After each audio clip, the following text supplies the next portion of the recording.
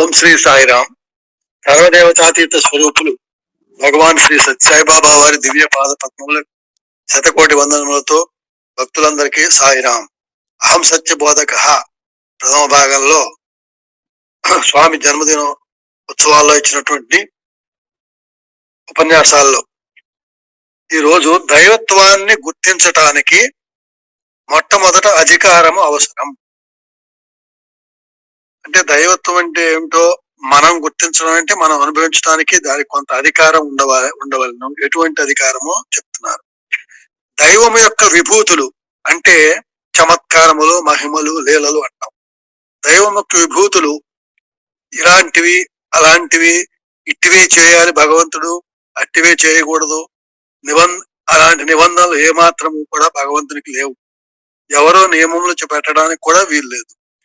అణోరణీయాన్ మాతో మహియాన్, అణువు మొదలు ఘనము వరకు తనకేదైనా చేయటానికి అధికారం ఉంటున్నది భగవంతునికి. నిజముగా ఈనాడు లోకములో ప్రకటింపచేసే దైవత్వం యొక్క శక్తి సామర్థ్యములు చాలా స్వల్పం మాత్రమే. ఆ అవతారం ఈ లీలలు చేశారు, ఈ అవతారంలో ఈ విభూతులు ప్రకటింపజేశారు. ఇలా ప్రకటింపబడేవి ఆ భగవంతుని యొక్క శక్తిలో చాలా స్వల్పమైనటువంటివే. దైవత్వాన్ని అనగా ఆయన యొక్క శక్తి అనల్పము. దైవత్వాన్ని గుర్తించుకోవటానికి మొట్టమొదట అధికారం అత్యవసరం. అంటే మనకి ఒక సమర్థత ఉండాలి. వైద్య వృత్తి యందు రోగమును పరిశీలన చేసి దానికి తగిన ఔషధమును అందించే విషయంలో డాక్టర్కు తగిన అధికారం ఉన్నది. ఉదాహరణ. అలాగే భవనములు నిర్మించడం, వంతెనలు కట్టడం, ఇటువంటి ప్రక్రియలు యందు అనుభవజ్ఞులైనటువంటి ఇంజనీర్లకు మాత్రమే అధికారం ఉంటుంది. అలాగే లా పురస్కరించుకొని నీతి నిజాయితీగా ప్రవర్తించడానికి పాయింట్లు రేవనెత్తడంలో ఒక లాయర్కు మాత్రమే అధికారం ఉంటుంది. అలాగే ఒక పదార్థమును విజ్ఞాన శాస్త్రపరంగా విచారణ చేయటానికి సైంటిస్ట్కి మాత్రమే అధికారం ఉంటుంది. తమ తమ అధికారములు పురస్కరించుకొని వారు పొందిన జ్ఞానము ద్వారా తమ తమ మార్గములను నిర్దేశించుకోవడంలో ఆయా వృత్తుల వారికి ఎట్టి అభ్యంతరమో ఉండదు. ఎంబీబీఎస్ చదివితే డాక్టర్ వృత్తి చేయడానికి అభ్యంతరం లేదు. అలాగే బిఎల్ చదివితే లాయర్గా ఉండడానికి అభ్యంతరం లేదు. ఇలాగా అయితే ఈనాడు ఏమవుతున్నది, దురదృష్టవశాత్తు ఇంజనీరు డాక్టర్లతో పోట్లాడడం, డాక్టర్ సైంటిస్ట్ తో పోట్లాడటం, సైంటిస్ట్ వచ్చి ఆధ్యాత్మికంతో పోట్లాడటం జరుగుతూ వస్తున్నది. ఇవన్నీ కేవలము అధికారము లేని వ్యక్తుల యొక్క ప్రవర్తనలే తప్ప సరి అయినవి కానేరవు. తమ తమ మార్గములందు తమకు తగిన స్వతంత్రం ఉంటున్నది. కానీ మరొకరి పరిధి యందు మరొకరు ప్రవేశించడానికి ఎట్టి అధికారము లేదు. కనుక కనులు చూడగలవే గానీ వినటానికి పనికిరావు. నాలుక మాట్లాడగలదే గానీ వినటానికి పనికిరాదు. చెవి వినగలదు గానీ చూడలేదు. చూడటానికి దానికి అధికారం లేదు, చూడలేదు, మాట్లాడటానికి వీలు కాదు. అదేవిధంగా పూర్ణమైన దివ్యత్వాన్ని గురించి సైంటిస్ట్ పోట్లాడటం అనధికారమే తప్ప అధికారము అనిపించుకోదు. ఇది కేవలము అసూయ ప్రభావమే, బుద్ధివాదమే, నిరీశ్వరవాదం. ఇది సరైన హేతువాదం అనరు, దీన్ని అవకాశవాదం అంటారు. కనుక ఇట్టి దానికి ఏమాత్రమూ మనస్సునివ్వక ప్రశాంతమైన రీతిగా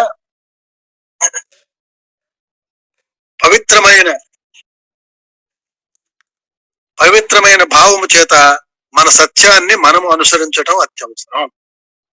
అనగా మనం ఒక అధికారాన్ని సంపాదించుకోవాలి. ఆధ్యాత్మికంగా మనం అర్థం చేసుకోవడానికి ఆ అధికారానికి సంబంధించినటువంటివి కూడా వేరే చోట వస్తాయి. నాకు ఎట్టివారి యందు స్వామి చెప్తున్నారు, నాకు ఎట్టివారి యందు ఎట్టి సమయమునందు ఎటువంటి భేదములు లేవు. కానీ భక్తులకు అర్థమయ్యే నిమిత్తమై నేను ఈ విషయములో ఈనాడు ఎంతటి స్థాయికి దిగవలసి వచ్చిందే కానీ లేక ఈ విషయమును నేను ఏమాత్రమో పట్టించుకోను. ఆయా దేశ కాల పరిస్థితులను అనుసరించి భగవంతుడు ప్రవర్తిస్తూ ఉంటాడు. భగవంతుని యొక్క ప్రవర్తన అనగా ఇక్కడ మనం దర్శించేది ఎలా ఉంటుంది, దేశకాల పరిస్థితులను బట్టి ఉంటుంది. దివ్యాత్మ స్వరూపులారా, గుంట తవ్వుకుంటూ పోతే దాని మట్టి ఎక్కడ పోగవుతుంది, పక్కనే గుట్టగా తయారవుతుంది. ఈ విధంగా క్రిందికి తవ్వుతూ పోయేవారు కొంతమంది పోతుంటే పైకి పెరిగే గుట్టపైకి పెరుగుతూనే ఉంటుంది. ఈనాడు వారు తీసే గుంతమట్టి అంతయు మున్ముందు గుట్ట మట్టిగా తయారు కావటానికే చేస్తున్నారు. ముక్కుకు జబ్బు ఉన్న వాని ముక్కు దగ్గర చక్కని సుగంధ పుష్పము పెట్టిన వానికి ఆ సుగంధము ఏమాత్రము అనుభవంలోకి రాదు. ఆ ముక్కు జబ్బు ఉన్న వారందరూ ఈ ముక్కు జబ్బు ఉన్నవానికే ఓటు వేస్తూ ఉంటారు. అందుకే మూర్ఖులందరూ కలిసి మూర్ఖుల్ని ఎన్నుకుంటారు అని ఒక సామెత ఉన్నది. ఇవన్నీ ఒక రకమైనటువంటి రోగములట. కృష్ణుడు, రాముడు, క్రీస్తు ఇలాంటి వారందరూ ఆనాడు ఈ విధమైన చమత్కారములు చూపారని పవిత్రమైన మన భారతీయ చరిత్రల ద్వారా మనకు అర్థమవుతున్నది. రాముడు ధర్మ మార్గమందు ప్రవేశించి ఇటువంటి చమత్కారములు అనేకము చేశాడు. రాముడు చమత్కారాలు చేశారు.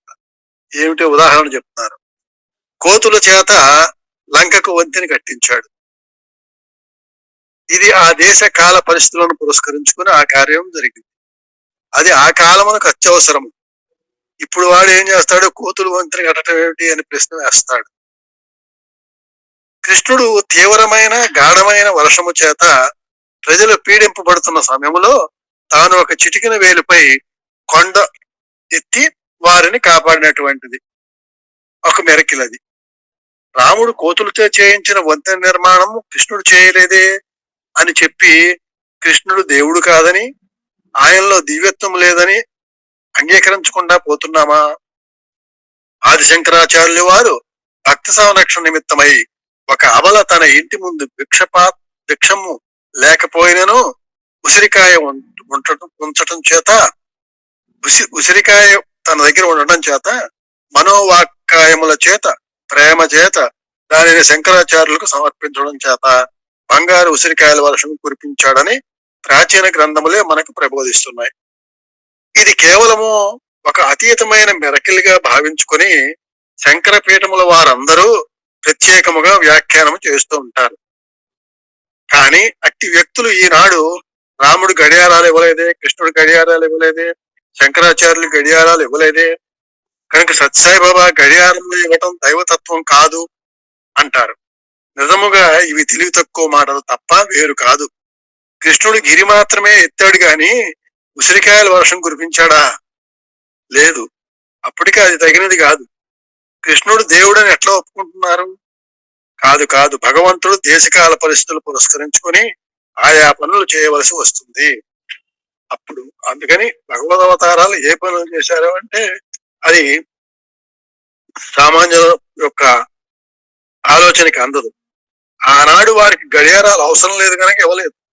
నిజముగా ఆనాడు అంటే కృష్ణావతారం ఉంది కానీ, బుద్ధావతారం ఉంది కానీ, శంకరాచార్యుల అవతారం ఉంది కానీ, ఎవరైనా గుమ్మడికాయలు తోటకూర అడిగారా?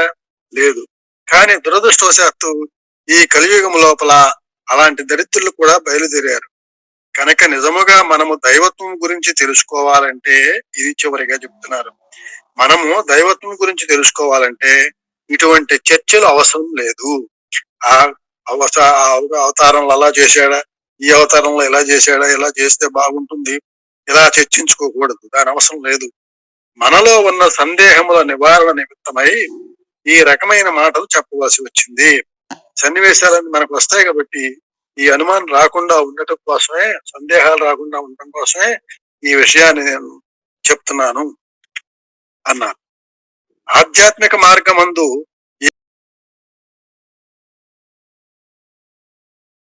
డాక్టర్కి ఎంబీబీఎస్ అవసరమైనట్లుగా ఆధ్యాత్మిక మార్గంలో ప్రవేశించిన సాధకునికి ఏది అత్యవసరమైందంటే విశ్వాసము. మానవుల యొక్క బుద్ధులు అనేక రకములుగా ప్రవర్తిస్తుంటాయి. వాటిని మాత్రమే మనం ఆధారముగా తీసుకునకూడదు. ఒక్కొక్కరి బుద్ధి ఒక్కొక్క రకంగా పనిచేస్తూ ఉంటుంది. మన హృదయం యొక్క విశ్వాసాన్ని గురించి ఈఏ పాయి కూడా చెప్పాడు. అదే ఆత్మవిశ్వాసం. ఆధ్యాత్మిక మార్గమందు విశ్వాసము అత్యవసరమైనది. ఇంకా అన్యమైనవి ఏమాత్రము అంగీకరించకూడదు, అనుభవించటానికి ప్రయత్నము చేయకూడదు. మన విశ్వాసము మనము ఆధారము చేసుకొని పోవాలే గాని పరుల విశ్వాసమును మనం అనుకరణ చేయకూడదు. సత్యసాయి యొక్క తత్వములంతా నిదర్శనములే గాని ప్రదర్శనములు కానేరవు. కేవలము ధనము తీసుకొని టికెట్లు పెట్టుకుని ప్రదర్శించే పెడమార్గములు కావు సత్యసాయి మార్గములు. యుగావతారులు అనేక పరీక్షలను ఎదుర్కోవడం సర్వసాధారణమైన విషయం. ఆధ్యాత్మిక రీతిలో మనం కొంతవరకు విచారణ చేసినప్పుడు నిజముగా సత్యసాయికి ఇవి పరీక్షలు కానేరు. ఆయన్ని ఎన్నో పరీక్షలు చేశారు. పెద్ద పెద్ద జర్నలిస్టులు వచ్చారు, సైంటిస్టులు వచ్చారు. భక్తులకు పరీక్షలు అనగా ఎవరో వచ్చి అవతారాన్ని పరీక్ష చేసి వాళ్ళు ఏదో ఒక విమర్శ చేస్తే ఈ భక్తుడు గనక విశ్వాసం కోల్పోయినట్లయితే ఇవి మనం భక్తుడు విశ్వాసంతో ఉన్నాడా లేదా అనేది ఒక పరీక్ష. ఇది భక్తులకు పరీక్షలు. మనము ధాన్యమును పండించి కొన్ని ప్రాంతములందు ఇంటికి తెచ్చుకునే పూర్వము తూర్పు ఆరపోస్తాం. గట్టి గింజలంతా కింద పడతాయి, కొట్టంతా గాలికి కొట్టుకొని పోతుంటుంది. ఆ గట్టి గింజలను మాత్రమే మనం బస్తాలకు నింపుకొని బసకు తెచ్చుకుంటాం గాని ఓటు గింజలంతా వదిలిపెడతాం. కనుక ఈ పరీక్ష అనే గాలి లోపల అక్కడ ధాన్యాన్ని తుప్పారబట్టేటువంటి ఉదాహరణలో ఇక్కడ విశ్వాసం బాగా ఉన్న భక్తులు గట్టి గింజలతో సమానంగా పోలుస్తున్నారు. ఈ పరీక్ష అనే గాలి లోపల ఎవరు గట్టి గింజలుగా నిలుస్తారో, ఎవరు ఓటు గింజలుగా వెళ్ళిపోతారో అనేటువంటిది ఇప్పుడు తేలవలసిన విషయం. ఇలాంటివంతా యుగములందు వస్తుండే విషయాలే. నిత్యావతారంలోనూ ఇలాంటివి ఉన్నాయి. నిజముగా ఇప్పుడు మీరు చూస్తున్న ఈ వాతావరణం అంతా సత్యసాయి నిజముగా దైవమే అనే దానిని చక్కగా దృఢపరుస్తూ వస్తున్నది. రామావతారం నందు రామచంద్రుడు సాక్షాత్ అవతారమూర్తి అయినప్పటికీ కూడా అనేక మంది వశిష్ఠ, వామన, విశ్వామిత్ర, జమదగ్ని ఇలాంటి మనుషులంతా ఉండినప్పటికీ కూడా వారిని గురించి ఏమాత్రము విచారణ సరిపే ప్రయత్నం చేయక ఒక్క రామచంద్రుని విషయంలోనే పరిశోధనలు ప్రారంభమైనవి. చాలా మంది పేర్లు చెప్పారు, వీళ్ళని గురించి పరిశోధన చేయాల. రాముడి గురించే పరిశోధనలు మొదలైనవి. ఇక కృష్ణావతారం ముందు లెక్కకు మించిన దుష్ట శక్తులంతా ఉన్నాయి. అనేక మంది దుష్ట శక్తులు ఉంటున్నారు. కానీ వారిపైన ఏమాత్రము పరిశోధనలకు పూనుకొనక కృష్ణుడి పైనే పరిశోధనలు ప్రారంభించారు. కంసుడి పైన పరిశోధనలు లేవు, జరాసంధుడి పైన పరిశోధనలు లేవు, కృష్ణుడి మీదే.